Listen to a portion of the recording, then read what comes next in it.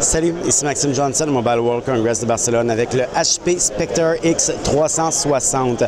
Alors Spectre, pourquoi? C'est parce que c'est la gamme, la plus haute gamme de HP et si on le voit vite là, avec la finition qui est tout en métal. En fait, c'est tout un ordinateur fait d'une grande pièce d'aluminium avec une finition là, très presque comme de la joaillerie. C'est vraiment assez joli de la façon que c'est fait.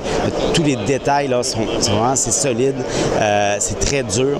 Donc, vraiment, ça, c'est pour le côté Spectre. Et X360, eh bien, parce que comme les autres appareils X360 de HP, je pense entre autres au Envy et au Pavilion, mais c'est un ordinateur qui peut se replier et qui est convertible. Donc, j'ai le mode ordinateur comme portatif normal ici. Et je peux avoir aussi un mode tente comme ça.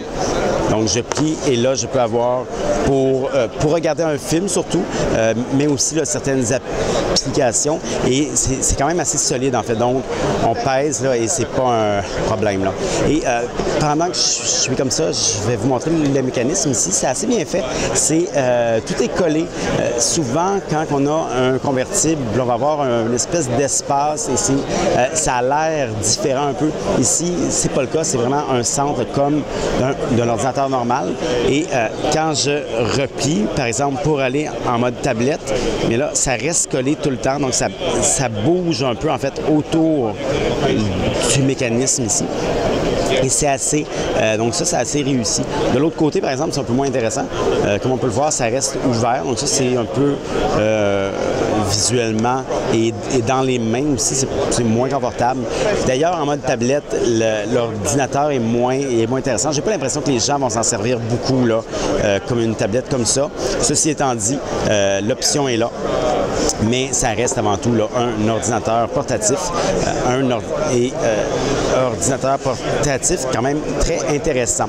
Alors, au niveau des caractéristiques, bien, écoutez, on a Windows 8.1, comme on le voit ici, sur un écran de 13,3 pouces, un écran tactile, évidemment, avec une résolution 1080p. C'est pas la plus grande résolution, mais c'est, disons, là, le minimum qu'on a besoin là, pour cette taille maintenant, là, en 2015.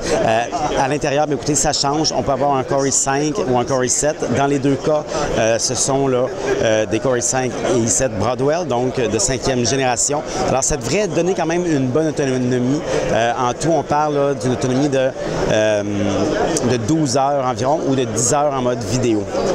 Sur le côté, bien, écoutez, j'ai 3 ports USB, parce que j'en ai aussi de l'autre côté, un port HDMI complet et un port micro-display. Donc, tout ça, encore une fois, en métal. Et évidemment, ici, j'ai une fente pour carte micro SD. Donc ça, c'est vraiment sur les côtés. Maintenant, une chose que j'aime beaucoup, vous l'avez peut-être vu en fait, et c'est le pavé tactile ici. Il est excessivement large, il est très, très grand. Quand je fais le tour, vraiment, je me rends d'un bout à l'autre de l'écran et plus. Donc, c'est vraiment là... je me souviens pas d'avoir vu un pavé aussi grand que ça. Est-ce que c'est utile? J'imagine que oui, dans certains trucs.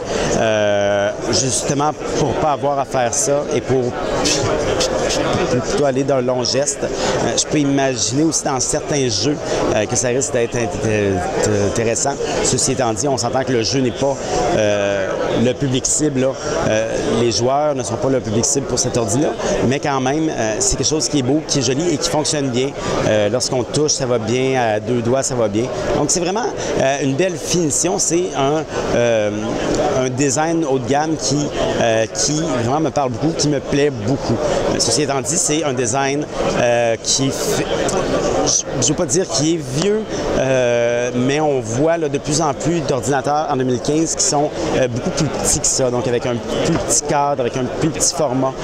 Donc ça ici, ce n'est pas du tout dans cette tendance-là. C'est plus là, dans la même tendance qu'on avait là, depuis quelques temps et qui a été finalement lancé là, par, on s'entend, par le MacBook Air d'Apple.